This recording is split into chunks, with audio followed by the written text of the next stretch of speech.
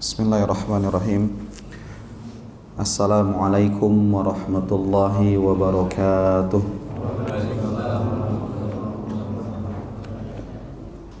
Alhamdulillahi rabbil alamin, rabbil aradi was samawat.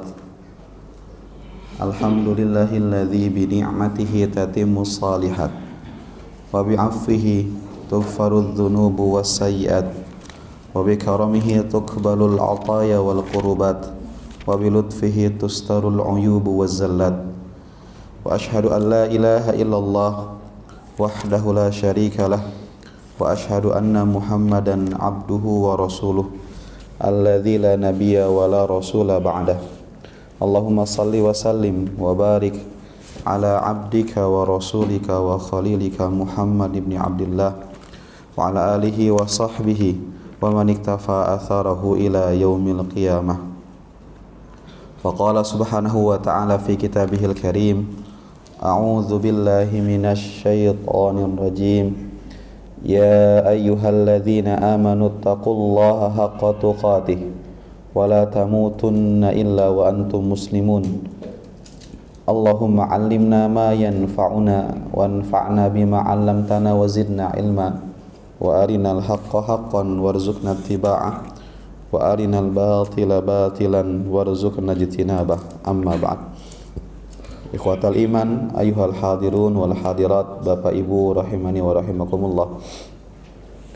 Alhamdulillah, kembali kita memuji Allah Subhanahu wa taala, bersyukur kepada Allah atas semua kemudahan-kemudahan yang Allah berikan kepada kita.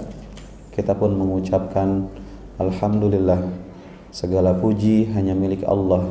Bi ni'matihi tatimmus shalihat, yang mana dengan nikmat-nikmatnya maka sempurnalah kebaikan-kebaikan yang ada. Kita bersyukur kepada Allah atas semua kenikmatan tersebut, dan juga tidak lupa kita mengucapkan salawat teriring salam kepada junjungan kita Nabiullah Nabi Muhammad sallallahu alaihi wasallam. Bapak Ibu hadirin rahimani wa rahimakumullah, insyaallah di malam Senin bertepatan dengan tanggal 20 di bulan Muharram 1445 Hijriah, malam hari ini kita akan kembali melanjutkan pembahasan materi kitab Ar-Rahiqul Makhtum mengenai sirah nabawiyah, sejarah kehidupan Nabi Muhammad sallallahu alaihi wasallam. Dengan harapan tentu dengan kita mempelajari sirah nabawi maka akan menumbuhkan dan meningkatkan rasa cinta kita kepada beliau Nabi kita Muhammad sallallahu alaihi wasallam. Dan di pertemuan sebelumnya kita menjelaskan bagaimana perjuangan para sahabat di dalam mempertahankan Islam, sampai banyak dari sahabat yang merasakan intimidasi secara fisik dari kafir Quraisy. Dan pada pertemuan terakhir, di materi terakhir, kita telah menyampaikan bahwa orang-orang Quraisy mereka bernegosiasi dengan paman Nabi sallallahu alaihi wasallam Abu Talib, sampai mereka datang yang pertama dengan bahasa yang baik, datang di pertemuan yang kedua, ketiga dengan sedikit ancaman, sampai Nabi sallallahu alaihi wasallam mengucapkan perkataan yang sangat terkenal. Beliau mengatakan, wahai paman, jika seandainya mereka meletakkan matahari di tangan kananku dan bulan di tangan kiriku supaya aku meninggalkan dakwah ini, maka aku tidak akan meninggalkan dakwah ini sampai Allah yang menjadi penentu apakah aku yang menang di atas kebenaran ini atau mereka yang menang di atas kekufuran dan kebatilan mereka. Maka Nabi Muhammad SAW terus berdakwah, karena itu perintah Allah. Pertama perintah Allah, yang kedua kasih sayangnya kepada kaumnya. Allah berfirman dalam Al-Quran, ayat yang sering kita dengar, a'udzu billahi minasy syaithanir rajim, laqad ja'akum rasulun min anfusikum, kan itu kan, azizun 'alaihi ma 'anittum harisun 'alaikum bil mu'minina raufur rahim. telah datang kepada kalian seorang rasul dari kalian, yang mana rasul tersebut sangat sedih ketika keburukan menimpa kalian. Nabi SAW sedih jika seandainya kaumnya masuk ke dalam neraka. Maka dengan rasa sedih dan sayang tersebut, beliau berusaha keras untuk menyadarkan kaumnya dan mengajak mereka untuk menyembah Allah Subhanahu wa taala. Dan mana harisun alaikum, dan Nabi Muhammad sangat menginginkan kebaikan untuk kalian, bil mu'minina raufur rahim, terhadap orang-orang yang beriman beliau sangatlah penyayang. Maka ikhwatal iman rahimani wa rahimakumullah, meskipun dengan ancaman-ancaman secara secara lisan, maka beliau tidak menghentikan dakwah beliau sampai masuk kepada bab di kitab ini namanya i'tidaat ala Rasulillah sallallahu alaihi wasallam, yaitu intimidasi fisik terhadap Nabi Muhammad sallallahu alaihi wasallam. Ikhwatal iman rahimani wa rahimakumullah, kita paham bahwa Nabi Muhammad berada di bawah perlindungan pamannya Abu Thalib. Tetapi ternyata saya sering sampaikan, yang menjadi biang kerok orang-orang berani menyakiti Nabi sallallahu alaihi wasallam adalah pamannya sendiri, Abu Lahab. Jadi Abu Lahab ini dengan keluarganya, termasuk istrinya Ummu Jamil dan anaknya Utaibah dan Utbah bin Abu Lahab, semuanya adalah orang-orang yang memusuhi Islam dan Nabi Muhammad SAW. Abu Lahab paman Nabi SAW, paman asli, gitu kan? Tidak selamanya paman itu baik. Kadang ada paman-paman yang jahat kepada keponakannya. Maka Abu Lahab ini, ketika Nabi Muhammad SAW berdakwah di pasar, berdakwah di tenda-tenda ketika musim haji, kan kita paham kalau musim haji itu kan ada tenda-tenda yang dibentangkan, tenda-tenda yang didirikan di Musdalifah, di Mina, gitu kan. Maka ketika Nabi Muhammad berdakwah ke setiap tenda, kalian dari mana? Oh, kami dari Yaman. Wahai orang-orang Yaman, apa yang kita lakukan? Kenapa kita menyembah berhala? Sembahlah Allah Subhanahu wa taala, satu-satunya Rabb yang berhak disembah. Ketika Nabi Muhammad berdakwah ke setiap tenda seperti itu, maka Abu Lahab selalu mengikuti, dan Abu Lahab selalu mengatakan, wahai orang-orang, jangan dengarkan orang ini. Kalian kan nggak kenal orang ini. Ini tuh Muhammad, dia keponakan saya, dan dia ini seorang penyihir dan gila dia. Pindah Nabi Muhammad ke tenda yang lain, Nabi Muhammad mengatakan, wahai kaum dari mana? Kaum dari Persia misalnya, kaum dari Suriah. Maka bertakwalah kepada Allah Subhanahu wa taala. Maka selalu ditimpal sama pamannya, jangan dengarkan orang ini, dia adalah keponakan saya, dia orang gila, dia adalah penyihir, saya keluarganya yang paling paham. Maka saya mengikutinya supaya kalian tidak terkena keburukannya. Coba kita berdakwah kemanapun pergi, melangkahkan kaki, di belakang ada paman, kemudian ketika kita ngomong ditimpal sama dia, jangan dengarkan orang ini orangnya gila, gitu kan. Gimana? Nabi SAW tetap berdakwah meskipun diperlakukan seperti itu. Tapi akhirnya Abu Lahab ini hilang kesabaran. Abu Lahab ini akhirnya pernah melempar Nabi dengan batu sampai kaki Nabi SAW berdarah. Kemudian anaknya Utbah dan Utaibah, saya sering sampaikan ini ya, ini kan masuk kepada materi penindasan terhadap Nabi SAW. Utbah dan Utaibah adalah menantu Nabi SAW, dan Utbah dan Utaibah ini adalah anak dari Abu Lahab. Jadi Nabi Muhammad besanan dengan pamannya sendiri. Boleh kan seperti ini Pak ya? Saya sering sampaikan ya. Jadi besanan dengan paman boleh nggak? Ataupun ya Nabi Muhammad besanan dengan Abu Lahab, gitu kan? Atau sepupu dengan sepupu menikah itu diperbolehkan.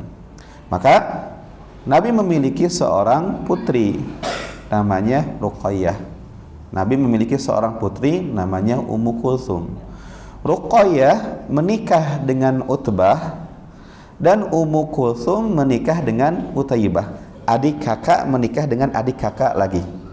Jadi mungkin kakaknya menikah dengan adiknya, ataupun kakaknya menikah dengan kakaknya, adiknya menikah dengan adiknya. Boleh seperti ini Pak? Boleh. Secara hukum ini halal. Bukan mahram. Makanya ipar itu bukan mahram.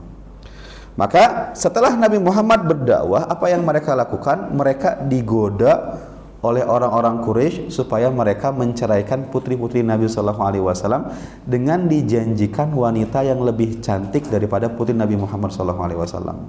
Maka dua anak ini tergoda, apalagi perintah bapaknya Abu Lahab. Abu Lahab mengatakan, sudah ceraikan itu putri-putrinya Muhammad.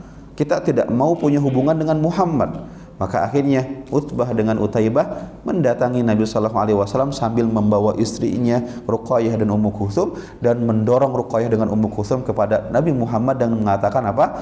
Kami menceraikan putrimu wahai Muhammad Sallallahu Alaihi Wasallam. Lihat bagaimana. Ini perjuangan Nabi Shallallahu Alaihi Wasallam. Ternyata Nabi harus merasakan dakwah yang beliau pikul itu ternyata sampai keluarganya merasakan sakitnya dakwah tersebut. Sampai putri-putrinya diceraikan secara tidak hormat gara-gara dirinya seorang Nabi dan Rasul. Tapi Nabi tidak berputus asa. Kemudian ketika Nabi Muhammad SAW putranya meninggal, namanya Abdullah. Nabi kan punya 6 anak Pak ya dari Khadijah ya, 2 anak laki-laki, 4 anak perempuan. Coba sebutkan siapa saja anaknya. Yang pertama namanya Al-Qasim, anak pertama Al-Qasim. Yang kedua Zainab, ketiga Ruqayyah, keempat Ummu Kulthum, kelima Fatimah, keenam Abdullah. Jadi anak pertama dan anak terakhir adalah laki-laki, sisanya 4-nya adalah perempuan. Al-Qasim meninggal dunia, masih di umur yang muda. Kemudian juga Abdullah meninggal dunia. Ketika Abdullah meninggal dunia, pamannya Abu Lahab langsung berteriak dan memberikan kabar gembira kepada orang-orang Quraisy. Wahai orang-orang Quraisy, berbahagialah, anaknya Muhammad sudah meninggal dunia. Artinya apa? Keturunannya selesai. Tidak ada anak laki-laki, tidak ada nasabnya, dan juga tidak ada perjuangan yang dilanjutkan oleh keturunannya. Maka Abu Lahab berbahagia dengan meninggalnya Abdullah. Maka akhirnya Allah Subhanahu wa taala pun menurunkan surat Al-Kautsar disebabkan karena gembiranya Abu Lahab ini. Allah mengatakan, inna a'tainakal kautsar fasalli li rabbika wanhar inna syani'aka huwal abtar. Wahai Muhammad, sesungguhnya kami memberikan kepadamu Al-Kautsar, sebuah telaga nanti di surga, dan salatlah dan sembelihlah, agungkan Allah Subhanahu wa taala dengan ikhlas, gitu kan. Kemudian ayat yang terakhirnya, sesungguhnya orang yang membenci mulah orang yang terputus, bukan engkau orang yang terputus. Karena Abu Lahab ketika berteriak, dia mengatakan selamat, Muhammad sudah terputus. Abtar, bahasa dia abtar. Ternyata Allah membantah bahwa sesungguhnya orang yang terputus itu adalah bukan engkau wahai Muhammad yang kehilangan anakmu Abdullah, akan tetapi orang yang terputus dari hidayah Allah, dari rahmat Allah adalah orang yang membenci dirimu dan membenci syariatmu wahai Muhammad sallallahu alaihi wasallam. Jadi orang-orang yang dalam hatinya ada kebencian terhadap syariat, perintah dan larangan Nabi sallallahu alaihi wasallam, artinya orang-orang tersebut adalah orang-orang yang diputuskan dari rahmat dan hidayahnya Allah Subhanahu wa taala.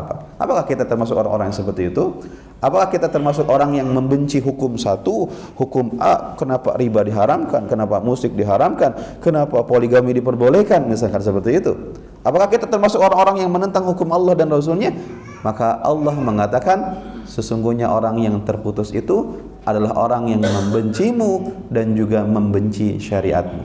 Maka bukan engkau yang terputus wahai Muhammad. Kemudian juga istrinya Abu Lahab, yaitu Ummu Jamil. Disebutkan dalam riwayat, Ummu Jamil ini punya kalung yang mahal. Maka kalung mahal tersebut dia jual, dan hasil dari penjualan kalung tersebut digunakan untuk memusuhi Rasulullah SAW. Sampai Allah pun memberikan balasan kepada Ummu Jamil ini adalah sebuah kalung dari api neraka nanti pada hari kiamat.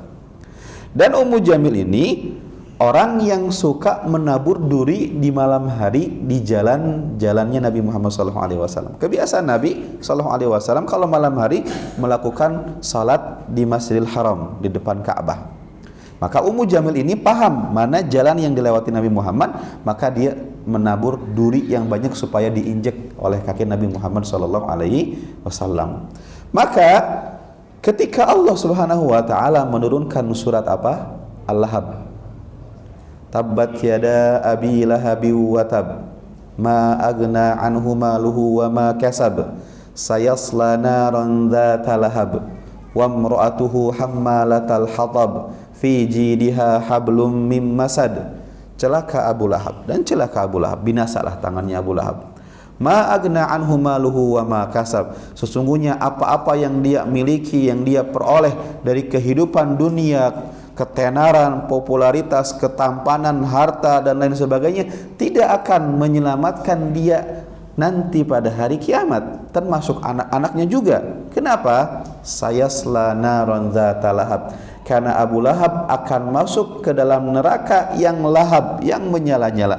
Wa imra'atuhu, dan istrinya juga hammalatal hatab, sebagai pembawa kayu bakar di dalam neraka yang membakar suaminya sendiri. Jadi suaminya Abu Lahab itu dibakar dengan kayu bakar yang dibawa oleh istrinya sendiri. Fi jidha hablum mim masad. Di lehernya diletakkan kalung yang terbuat dari api neraka. Maka ketika Ummu Jamil ini mendengarkan ayat ini dan dia paham bahwa kebanggaan orang Arab itu syair, dan syair itu akan selalu hidup bahkan ratusan tahun. Ketika ada untayan kalimat yang indah yang mencela dirinya, maka dia paham syair tersebut akan hidup beberapa generasi setelahnya. Maka itulah kekuatan syair, Pak. Sampai sekarang syair-syair jahiliyah masih dipelajari di kampus-kampus, Pak. Syair-syair jahiliyah, syair-syair tentang minuman keras, syair-syair tentang mereka, tentang akhlak, syair-syair tentang wanita dan percintaan, syair-syair tentang apa? Tentang menghina suatu kaum. Itu namanya haja. Syair yang di dalamnya penghinaan disebut dengan syair yang isinya adalah al-haja. Nah, Ummu Jamil ini paham bahwa haja ini akan hidup beberapa generasi. Maka ketika dia mendengarkan Al-Quran tersebut dengan untayan yang indah itu, maka dia pun marah dan mencoba mencari Nabi Muhammad sallallahu alaihi wasallam. Dan ketika itu Nabi Muhammad sedang duduk di samping Abu Bakar di depan Ka'bah. Ketika itu Abu Bakar melihat Ummu Jamil dengan wajah yang marah, mencari-cari Nabi Muhammad SAW, dan di tangannya ada batu. Kemudian Ummu Jamil mendekati Abu Bakar As-Siddiq dan bertanya, "Ya Abu Bakar, aina sahibuk?" Di mana temanmu Muhammad? Abu Bakar bingung, ini Nabi Muhammad di sampingnya, tapi Ummu Jamil kok nggak bisa lihat. Maka Ummu Jamil ini mengatakan, "Qad balaghani annahu yahjuni." Saya mendengar kabar bahwa Muhammad ini telah menghina saya dengan syairnya, dengan Al-Qur'annya gitu kan. Wallahi, demi Allah, kata dia, "Lau wajadtuhu la darabtu bihadza." Kalau saya melihat Muhammad sekarang, saya akan timpuk palanya pakai batu yang saya pegang ini gitu kan. Kemudian dia pun qomat kamit sambil pergi. Lihatlah kehebatan orang Arab, Pak. Saya sering menyampaikan kehebatan orang Arab dalam bersyair. Tidak perlu mikir mereka, langsung terucap kalimatnya indah itu. Layaknya kita mungkin orang Betawi ketika berpantun yang sudah pandai, nggak perlu mikir banyak, sudah muncul pantunnya itu. Maka lihat bagaimana perkataan perkataan Ummu Jamil ini. Dia mengatakan, "Mudhammaman asaina wa amruhu abaina wa dinuhu qalaina." Bahasa dia seperti itu. Mungkin kita tidak paham apa sih indahnya si Ustaz itu. Kalau kita lihat ujungnya kalimatnya sama. Sama seperti surat An-Nas, Qul a'udzu birabbin nas, malikin nas, ujungnya sin semua. Ini keindahan bahasa. Maka dia mengatakan, "Mudhammaman asaina."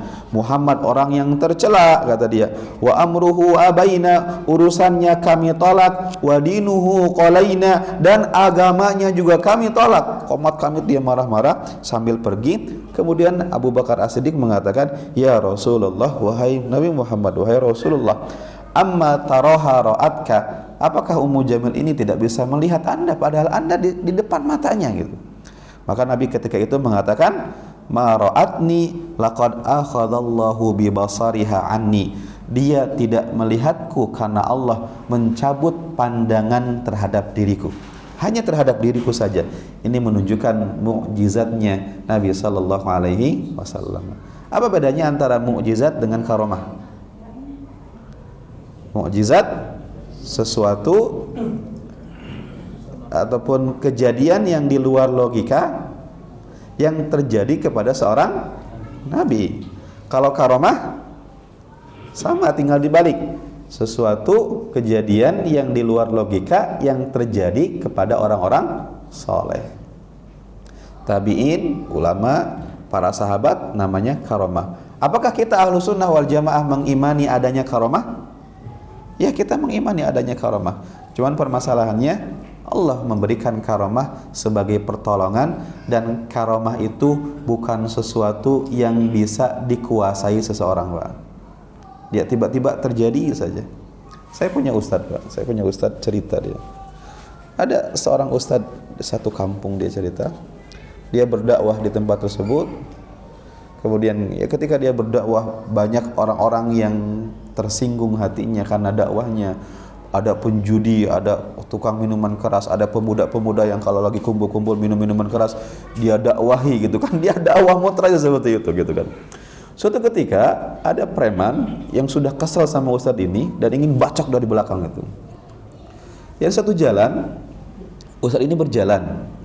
Dan si preman ini tuh memang sudah ngumpet, dia ingin bacok ustadz itu gitu kan.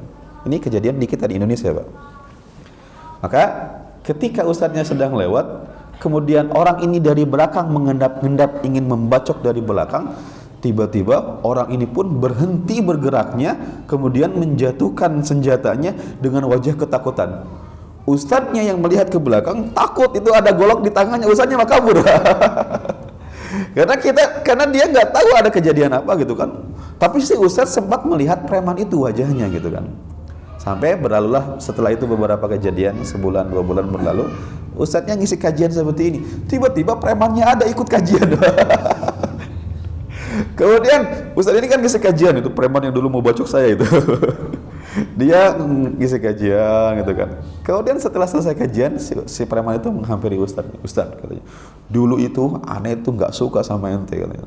Aneh pengen bacok ente kan dulu itu. Tapi ketika itu aneh pengen bacok, tiba-tiba ada sesuatu keluar yang menakutkan, yang membuat aneh itu nggak bisa bergerak gitu kan.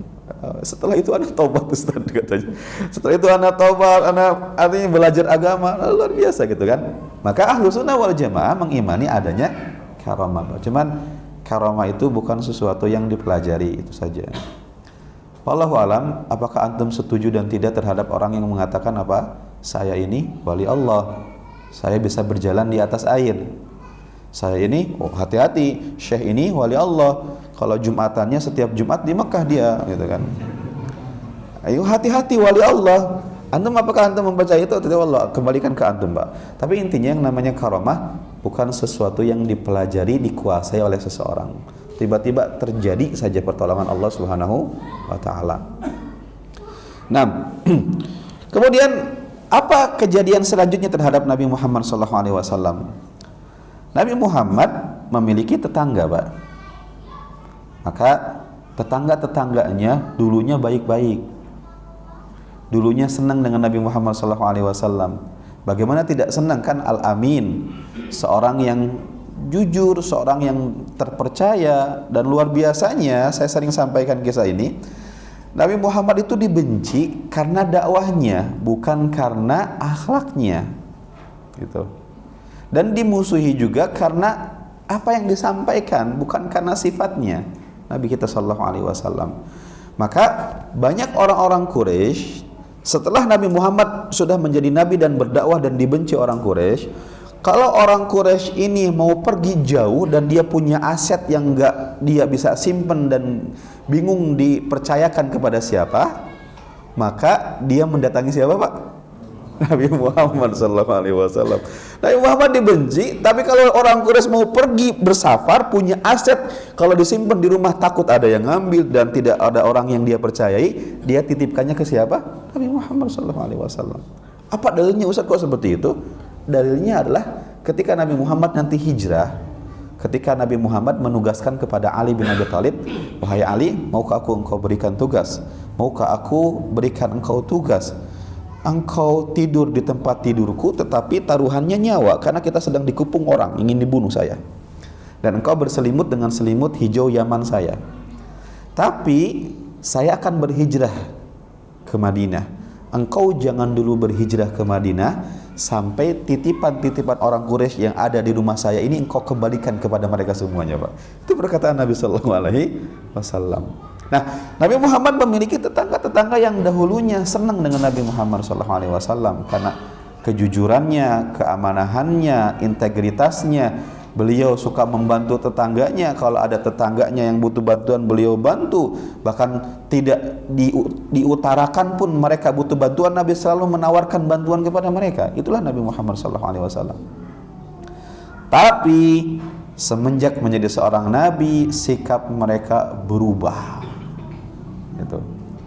Ada sahabat karib Nabi Muhammad sebelum Islam berdagang satu saham, satu perdagangan dengan beliau, namanya Uqbah bin Abi Mu'aid. Tapi ternyata Uqbah ini dihasut oleh Abu Jahal. Abu Jahal mengatakan, engkau masih berteman dengan Muhammad, jangan-jangan engkau sudah murtad, jangan-jangan engkau juga akan diperlakukan sama seperti Muhammad diperlakukan oleh orang-orang Quraisy, gitu kan. Maka semenjak itu Uqbah bin Abi Mu'aid ini pun memusuhi Nabi Muhammad SAW. Apa yang terjadi? Pertetanggaan ini, ketika Nabi Muhammad SAW membukakan pintu rumah, ternyata yang beliau dapatkan adalah kotoran-kotoran manusia yang diletakkan di depan pintu rumah Nabi Muhammad SAW. Di saat bapak-bapak mungkin di pagi hari ingin menikmati sejuknya udara pagi, dibuka pintu indah, jendela dibuka, seger gitu kan. Tapi Nabi Muhammad ketika dibuka pintunya, apa yang terjadi, Pak? Bau kotoran manusia. Kemudian Nabi Muhammad pernah masak, tiba-tiba ada kotoran manusia terbungkus dilempar dari tetangganya, Pak. Maka Nabi Muhammad mengatakan apa kepada tetangga-tetangganya? Ya Bani Abdi Manaf, wahai tetangga-tetanggaku, ayu jiwari hadza. Pertetanggaan apa yang seperti ini, Pak? Kok seperti ini kalian bertetangga gitu kan? Maka nasihati diri kita, Pak. Sebelum beli rumah, maka lihat dulu tetangganya, Pak. Tetangganya, beli rumah itu lihat tetangganya. Kalau kita mau ngontrak di satu tempat, lihat tetangganya. Kadang saya suka melihat anak-anak mudanya gimana di sini gitu kan. Kalau sudah tinggal di tempat itu ternyata anak mudanya, aduh nggak enak, kita nggak nyaman. Anak-anak mudanya gimana, tetangganya, apakah masih dekat atau tidak, bagaimana lingkungannya, antum perlu perhatikan itu dalam mencari tempat tinggal. Karena ketentraman jiwa ini, ketentraman hati itu ada di sana. Punya tetangga baik itu hati itu tentram, Pak, damai, senang itu. Ngobrol, nyambung, apalagi tetangga yang satu manhaj gitu kan. Senang kalau kita punya yang seperti itu. Maka saya dulu sering cerita tentang seorang ulama yang namanya Abdullah bin Mubarak kan ya. Abdullah bin Mubarak dan juga Said bin Al-Musayyab. Dua ulama besar. Nah, ada dua kisah dari dua ulama ini. Kisah yang pertama adalah ketika Abdullah bin Mubarak punya tetangga Yahudi. Tetangga Yahudi ini sudah merasakan kenyamanan bertetangga dengan Abdullah bin Mubarak.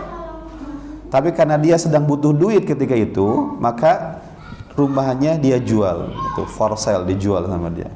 Sampai ada orang yang datang menawar, bikam tabi', ditawarkan kepada Yahudi, berapa engkau jual rumahmu ini? Kata orang Yahudi ini, dia mengatakan apa? Alfain dinar, 2000 dinar. Kata orang yang menawar, mahal sekali rumahmu 2000 dinar. Rumah di sini pasarannya 1000 dinar. Kok ini kok jadi 2 kali lipat? Apa kata orang Yahudi ini? Iya, memang betul harganya 1000 dinar. Tapi 1000 dinar itu untuk harga rumah dan tanahnya, 1000 dinar untuk harga pertetanggaan rumah ini dengan ulama di samping Abdullah bin Mubarak. Kata orang yang membeli ini, calon membeli ini, apakah pertetanggaan itu dijual? Ya akhi, kalau kita punya tetangga, kita nggak ada, ditanyakan kabar kita datang disambut sama dia, kita butuh bantuan ditolong sama dia, kita ingin menitipkan sesuatu dia bantu, pokoknya punya tetangga. Saya merasakan keindahan bertetangga dengan Abdullah bin Mubarak, Pak. Jadi kalau engkau mau, saya jual dengan harga yang segitu. Maka si pembeli ini mengatakan, anak nyerah, nggak bisa. 1.000 dinar 4 miliar Pak, kalau 2.000 dinar 8 miliar, anak nyerah, anak nggak bisa gitu kan. Maka akhirnya kisah ini pun didengar oleh Abdullah bin Mubarak. Maka Abdullah bin Mubarak pun mendatangi si Yahudi dan mengatakan, engkau butuh duit wahai fulan. Kata si Yahudi, iya anak butuh duit. Engkau jual 2.000 dinar gitu kan. Iya. Kata Abdullah bin Mubarak, dia mengatakan apa? Ana yang beli katanya. Dibeli sama beliau. Beliau tuh orang kaya Pak, orang yang super duper kaya, ulama yang super kaya beliau. Dibeli sama beliau. Setelah pembelian selesai, beliau mengatakan apa? Sudah, kau jangan pergi kemana-mana, tinggallah di rumah yang saya beli ini Pak. Lihat indahnya punya tetangga yang seperti ini Pak. Tapi walau alam kisahnya itu berlanjutnya bagaimana, apakah Yahudi ini masuk Islam atau tidak, saya tidak paham. Cuman kisahnya datang seperti itu. Dan itulah punya tetangga yang baik seperti itu. Makanya Nabi kita sallallahu alaihi wasallam pernah mengajarkan doa kepada kita, doa berlindung dari tetangga yang buruk Pak. Doanya apa? Ini ya, doa dari hadis Hasan riwayat Imam An-Nasai rahimahullahu taala. Allahumma inni a'udzubika min jarisu. Ya Allah, aku berlindung kepadamu dari tetangga yang buruk. Allahumma inni a'udzubika min jarisu. Tetangga buruk. Karena kalau misalnya su itu artinya buruk ya, su'ul khatimah, akhir yang buruk. Ulama su, ulama-ulama yang buruk, ulama-ulama yang tidak punya ilmu tapi banyak berfatwa gitu kan. Intinya Nabi Muhammad SAW merasakan intimidasi tadi, lemparan kotoran yang ada di depan rumah beliau karena beliau berdakwah menyampaikan Islam kepada orang-orang Quraisy. Kemudian selanjutnya orang tadi Uqbah bin Abi Mu'aid, yaitu teman dagangnya Nabi sebelum Islam. Tapi setelah Islam diprovokatori oleh Abu Jahal, sehingga dia pun termasuk yang menentang dakwah Nabi sallallahu alaihi wasallam.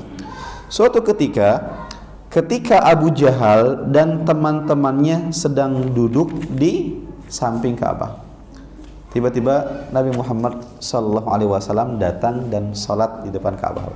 Salat, Allahu Akbar. Maka Abu Jahal pun menantang teman-temannya yang ada di sampingnya. Dia mengatakan, ayyukum yaji'u bisalali jazuri bani fulan fayada'uhu ala dhahri Muhammadin idza sajada. Siapa di antara kalian yang berani untuk mengambil isi jeroan unta di tempat jagal si fulan, kemudian menyiramkannya ke punggung Muhammad ketika Muhammad sedang sujud? Siapa yang berani? Ayo, ini Pak, sayembara Pak. Siapa yang berani? Maka Uqbah bin Abi Mu'aid tadi yang mantan teman Nabi Muhammad mengatakan, saya. Maka akhirnya dia pun bawa ember, bawa masukkan isi jeroan unta, itu kan ada ususnya, ada kotorannya gitu kan, jijil. Kemudian ketika Nabi Muhammad SAW sedang sujud, maka disiramkan ke punggung Nabi Muhammad SAW. Ibnu Mas'ud yang meriwayatkan kisah ini mengatakan, saya nggak bisa berbuat apa-apa, saya nggak bisa menolong Nabi Muhammad ketika itu, saya nggak punya power dan kekuatan ketika itu, kata Ibnu Mas'ud. Mereka pun tertawa, Abu Jahal tertawa melihat Nabi Muhammad dibuli seperti itu. Nabi Muhammad nggak bergerak Pak, tetap sujud dengan keadaan kotor dan bau seperti itu, tetap bersujud. Nabi Muhammad artinya beliau tidak emosional, beliau biasa. Ini perlakuan kaumnya. Nabi Muhammad sering mengatakan apa? Ya Allah, Allahumma gfir li qaumi, ya Allah ampunkan umatku karena mereka kaum yang tidak paham. Nabi Muhammad sering mengucapkan kalimat ini. Dan ketika ini Nabi Muhammad tidak emosional. Tapi ternyata ketika mereka tertawa terbahak-bahak, ada yang senang joget jingkrak kanan, jingkrak kiri, ternyata putrinya Fatimah melihat kejadian ini. Putrinya sedang bermain melihat kejadian ini dan langsung mendatangi Nabi Muhammad dan menangis. Seorang putri menangis melihat ayahnya dibuli di depan matanya. Maka Fatimah ketika itu membersihkan Nabi Muhammad SAW dan menangis ketika itu. Dan disinilah mulai Nabi Muhammad emosional ketika itu, melihat putrinya sendiri menangis karena melihat ayahnya, sosok yang dicintai oleh putrinya, dibuli seperti itu. Sampai akhirnya Nabi Muhammad pun setelah sujud mengangkat kepalanya kemudian menatap ke langit, dan Nabi Muhammad mengatakan, Allahumma alaika bi Quraisy, ya Allah, hukumlah orang-orang Quraisy ini ya Allah, yang mereka tertawa-tawa, yang mereka jingkrak kanan jingkrak kiri ini, hukumlah mereka ya Allah. Dan Nabi Muhammad SAW menyebutkan nama, tadi kan secara umum Quraisy, Nabi Muhammad menyebutkan nama orang-orang yang tadi tertawa, Allahumma alaika bi Abi Jahal, ya Allah, hukumlah Abu Jahal. Allahumma alaika bi Utbah bin Rabi'ah, hukumlah Utbah bin Rabi'ah, wa Syaibah bin Rabi'ah, wal Walid bin Utbah, wa Umayyah bin Khalaf, wa Uqbah bin Abi Mu'ayyid yang tadi menyiram. Disebutkan nama-namanya, Pak. Yang berdoa siapa? Orang-orang yang doanya didengar Allah. Doanya di mana, Pak? Di depan Ka'bah, tempat yang mustajab doa. Mereka paham bahwa tempat tersebut tempat mustajab doa.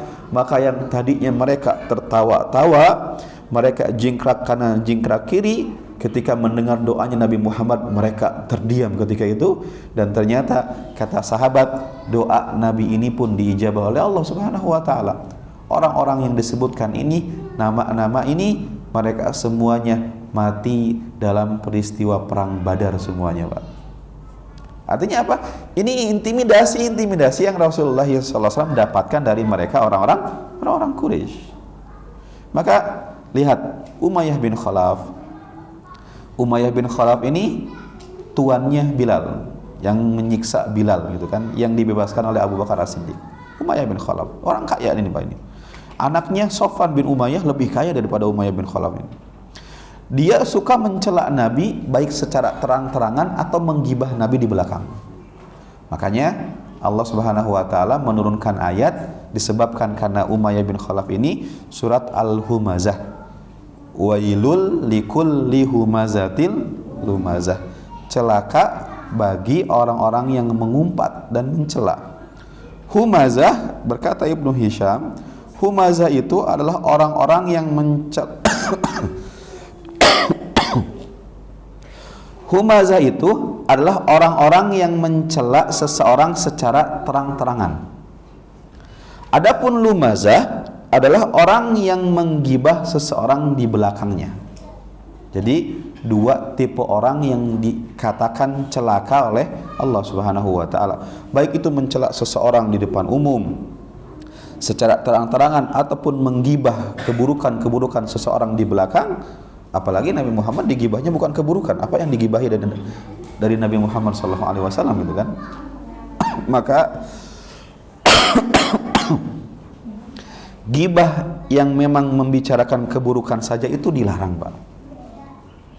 Saya sering sampaikan hadis dulu. Nah, ini kan kita dalam kehidupan sosial kadang tidak terasa lagi asik-asik ngobrol, tiba-tiba jurusannya sudah pindah ke jurusan gibah, Pak.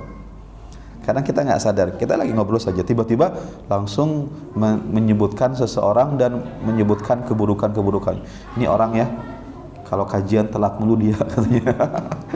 Duduknya paling pojok, ujung-ujungnya ngegibah juga. Maka kalau kita sudah masuk ke area tersebut, sudah katakan, "Aki, stop, udah gini gibah. Cari tema yang lain, jangan tema yang seperti ini, Pak." Ya, artinya ya kita, tabungan kita, pahala kita akan ludes kalau seperti itu, Pak. Bukankah disebutkan dalam sebuah hadis apa? Tapi mengatakan apa? Atadruna manil muflis? Tahu tidak siapa orang yang bangkrut? Maka para sahabat mengatakan orang yang bangkrut adalah orang yang tidak punya duit, dinar, dirham, dan tidak punya aset kehidupan. Itu orang bangkrut kan, Pak ya? Orang yang tidak punya duit, tidak punya cash, dan tidak punya aset, orang bangkrut. Maka Nabi mengatakan apa? Orang yang bangkrut bukan yang seperti itu. Orang yang bangkrut adalah orang yang nanti pada hari kiamat ketika dihisab sama Allah, mizan di hadapan Allah, maka ditampakkan kebaikan-kebaikannya.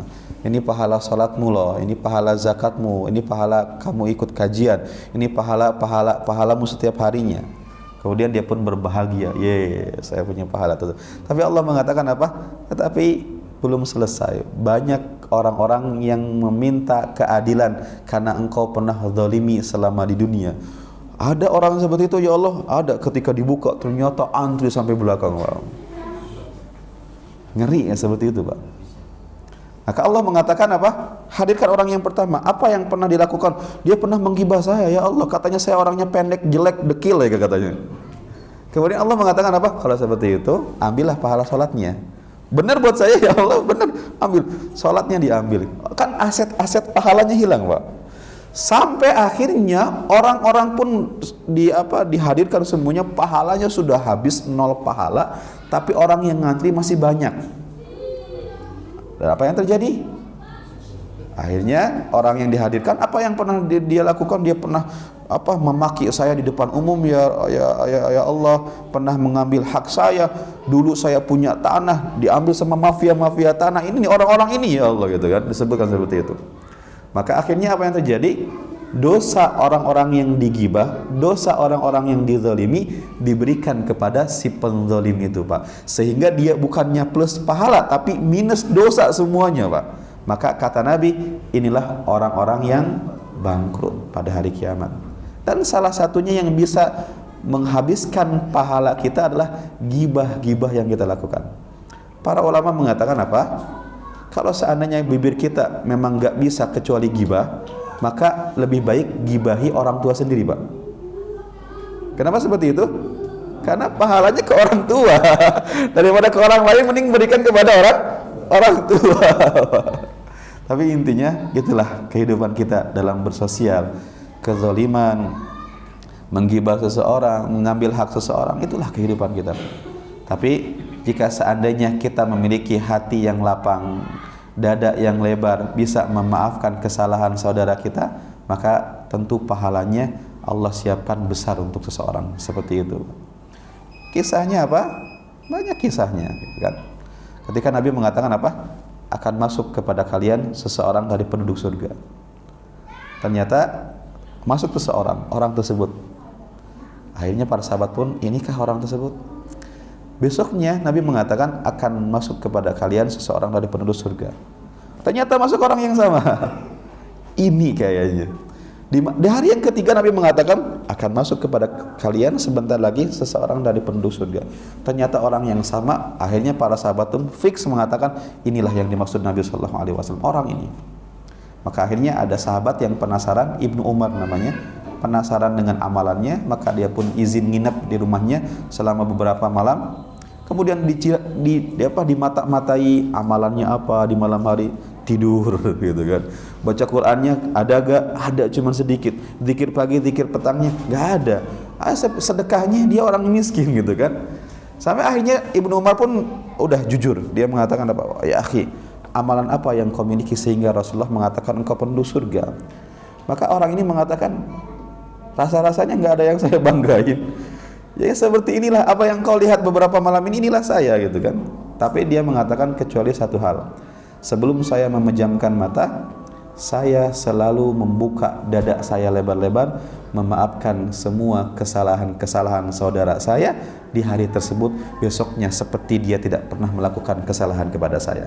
Kata Ibnu Umar, itulah amalan yang sulit itu, ini memaafkan kesalahan orang ini sulit, tapi ternyata diberikan balasan surga oleh Allah Subhanahu wa taala. Nah, wallahu a'lam. Ikhwatal iman, ayyuhal hadirun wal hadirat, Bapak Ibu rahimani wa rahimakumullah. Poin selanjutnya, mungkin ini yang keberapa yang kita dengar dari hadis-hadis yang sahih mengenai apa yang mereka lakukan terhadap Nabi Muhammad SAW. Jadi tadi baik diserang secara mental dengan tentu seorang pemimpin ketika rakyatnya disakiti di depan matanya, ini kan serangan mental. Nabi Muhammad sebagai seorang Nabi mengajak seseorang masuk Islam, ternyata setelah orang tersebut masuk Islam malah disiksa habis-habisan. Mungkin ada perasaan gara-gara saya mengajak ente Islam jadi seperti ini, ada perasaan, wallahu alam. Tapi intinya ya, serangan mental terhadap Nabi SAW ketika sahabat-sahabatnya diperlakukan seperti itu. Kemudian yang selanjutnya keluarganya, itu putri-putrinya merasakan perceraian gara-gara beliau menjadi seorang Nabi. Kemudian juga beliau pun mendapatkan intimidasi seperti yang kita sebutkan tadi. Dan dedengkot dari semua kelakuan ini adalah Abu Jahal. Abu Jahal sang provokator dia. Pernah ketika itu ditanya Abu Jahal sama teman-temannya, ya satu frekuensi dengan Abu Jahal. Ditanya, ya Abu Jahal, kenapa engkau tidak beriman kepada Muhammad? Abu Jahal mengatakan seperti ini, Pak. Dari dulu kampung saya, Bani Makhzum, selalu bersaing dengan Bani Hashim dalam beberapa hal. Ketika musim haji, Bani Hashim memberikan makanan kepada tamu-tamu itu, maka kami pun ikut-ikutan, artinya menyaingi Bani Hashim. Ketika Bani Hashim punya bakti sosial seperti ini, kami pun ikut-ikutan, artinya menyaingi keluarganya Bani Hashim. Tapi kalau Bani Hashim mengaku dari mereka ada seorang nabi, kita harus ngapain? Masa kita ikut-ikutan mengaku jadi seorang nabi juga? Maka tujuan saya adalah mendustakan orang itu, gitu kan? Itulah Abu Jahal seperti itu, pernah mengatakan seperti itu. Maka Abu Jahal semampunya dengan semua potensi yang dia miliki, potensi provokator dia, potensi harta dia, potensi jabatan kepemimpinan dia gunakan semuanya untuk memusuhi Rasulullah sallallahu alaihi wasallam. Bahkan Abu Jahal ini pernah terang-terangan melarang Nabi sholat. Jangan kau sholat di sini, gitu kan? Jangan kau sholat di sini. Besoknya Nabi tetap sholat. Abu Jahal pun ngotot, marah. Bukankah saya melarang ente sholat di sini lagi? Wahai Muhammad, kok masih sholat juga? Ngeyel juga, gitu kan? Nabi Muhammad sholat lagi juga. Akhirnya dia pun marah. Nabi Muhammad pun mengancam, hei Abu Jahal, bertobatlah kepada Allah, gitu kan? Istighfar, bertobatlah, jangan jadi orang jahat seperti itu. Itu kan kita punya hak asasi manusia. Saya ingin sholat, terserah saya, gitu kan? Tapi Abu Jahal pun dia mengatakan, bi ayyi syai'in tuhaddiduni? Hah? Apakah engkau akan mengancam saya Muhammad? Seperti yang engkau lakukan, engkau akan ancam saya dengan neraka. Kalau saya mati, saya akan dibakar di neraka. Seperti itukah apa yang engkau lakukan? Maka Abu Jahal mengatakan apa? Ama wallahi, demi Allah, kata dia, inni la aktsaru hadzal wadi nadiyan. Hai Muhammad, ketahuilah aku ini orang yang paling banyak followersnya seantero Mekah ini. Ente orang baru, anak kemarin sore, jangan macam-macam sama saya yang banyak followersnya seperti ini. Akhirnya dengan apa yang dia sebutkan ini, Allah pun menurunkan ayat, Pak. Apa ayatnya? Falyad'una dia. Biarkanlah Abu Jahal memanggil sekutu-sekutunya. Biarkanlah Abu Jahal minta bantuan kepada followersnya untuk menyakitimu, untuk menentang dakwahmu. Biarkanlah dia. Tapi yang akan kami lakukan apa? Sanad'uz zabaniyah. Tugas kami yang menghukum mereka, kami akan panggil malaikat-malaikat zamaniyah yang akan menghancurkan mereka nanti di dalam nerakanya Allah Subhanahu wa taala. Maka suatu ketika Nabi Muhammad pun sholat. Abu Jahal datang, Nabi Muhammad sudah pergi. Abu Jahal mengatakan, hal yu'afiru Muhammadun wajhahu baina adhurikum? Abu Jahal mengatakan, apakah Muhammad menggosokkan jidatnya hari ini di tanah? Itu bahasa dia. Hal yu'afiru Muhammadun wajhahu, lihat, baina adhurikum. Apakah Muhammad menggosokkan dahinya di tanah hari ini di antara kalian, di hadapan kalian? Maka kata teman-temannya, dia mengatakan, iya, tadi Muhammad sholat, gitu kan. Kata Abu Jahal, demi Allah saya sudah ngelarang Muhammad habis-habisan. Muhammad masih ngeyel juga. Kalau Muhammad sholat di depan saya sekarang, saya akan injek tuh lehernya Muhammad, kata Abu Jahal. Sampai akhirnya tiba-tiba takdir Allah berkata bahwa Nabi Muhammad datang ternyata sholat. Nah teman-temannya bilang, hei Abu Jahal, tuh lihat tuh Muhammad tuh sholat tuh. Katanya tadi mau nginjek lehernya Muhammad, coba buktikan, gitu kan. Kata Abu Jahal, dia mengatakan apa? Iya, memang saya akan menginjek kepalanya. Sudah saya ancam dia, sudah saya katakan nggak boleh sholat lagi di haram, kita kan penguasanya kan kita, gitu kan. Sampai akhirnya ketika Abu Jahal mendekati Nabi SAW, ketika Nabi sedang sholat, bahkan Nabi sedang sujud, ingin diinjek oleh Abu Jahal, maka ketika itu tiba-tiba Abu Jahal pun mengangkat tangannya dengan wajah yang ketakutan, kemudian mundur secara perlahan. Teman-temannya bingung, ngapain ya Abu Jahal gitu. Kemudian Abu Jahal pun mundur dan mendekati teman-temannya dalam keadaan wajahnya sok ketakutan. Ditanya, "Malaka ya Abal Hakam?" Ini kan Pak, bahasa Abu Jahal kan dari kita kaum muslimin ya. Kalau Abu Jahal dipanggil Abu Jahal, ngamuk nggak dia? Ya ngamuk dia. Nama dia bukan Abu Jahal, namanya itu Amr bin Hisham, dan nama julukan dia di antara orang-orang Mekah adalah Abul Hakam, bapak kebijaksanaan. Bijaksana dari mana? Maka diganti sama Nabi dengan Abu Jahal, bapak kebodohan gitu kan. Maka ketika ditanya, ini perkataan teman-temannya Pak, masa teman-temannya mengatakan malah kayak Abu Jahal gitu kan? Ngamuk ke Abu Jahal. Malah kayak Abul Hakam, ada apa denganmu wahai Abul Hakam? Kata Abu Jahal, dia mengatakan, inna baini wa bainahu la khandaqan min narin wa haulan wa ajnihatan. Tadi ketika saya ingin menginjak Muhammad, tiba-tiba di depan saya seperti ada jurang yang dalam sekali. Dan dari jurang tersebut tiba-tiba muncullah sayap-sayap yang berterbangan dengan api yang begitu menyala-nyala, yang mana sayap tersebut ingin menyerang saya gitu kan. Maka saya pun menahan diri seperti ini. Maka kata Nabi sallallahu alaihi wasallam, laudana minni lahtatafathul malaikatu adwan. Jika seandainya Abu Jahal berani nekat meskipun sudah diancam oleh Allah seperti itu, maka malaikat akan mencabiknya anggota per anggota badan, dicincang oleh malaikat-malaikat Allah Subhanahu wa taala. Untungnya Abu Jahal masih tahu diri dia. Setelah melihat ancaman seperti itu, untungnya dia masih mundur ke belakang. Coba kalau seandainya benar masih nekat menginjek kepala Nabi, mungkin memang ada malaikat-malaikat yang sudah menunggu yang akan dicincang-cincang itu Abu Jahal Pak. Maka itulah beberapa kisah tentang penindasan terhadap Nabi Muhammad sallallahu alaihi wasallam. Antum salat sekarang dari rumah ada yang ngelarang enggak Pak? Kemudian juga ada yang melarang tidak di sini, jangan sholat di sini Pak. Itu bukan nggak boleh sholat. Nggak ada kan? Nggak ada yang melarang kita. Nabi dilarang sholatnya. Nabi diganggu jalan-jalan menuju sholatnya. Kita nyaman. Tugas kita adalah rajin beribadah, mati masuk surga Pak. Nabi Muhammad menyampaikan Islam harus dengan apa? Dengan ancaman-ancaman seperti itu. Wallahu a'lam bishawab. Taib. Itu mungkin yang bisa saya sampaikan Pak di kesempatan hari ini. Ada pertanyaan? Mudah-mudahan tidak Pak. Karena sudah habis waktunya Pak. Nah, barakallahu fiik. Kita akhiri pertemuan kita. Subhanakallahumma wa bihamdika asyhadu an la ilaha illa anta astaghfiruka wa atubu ilaik.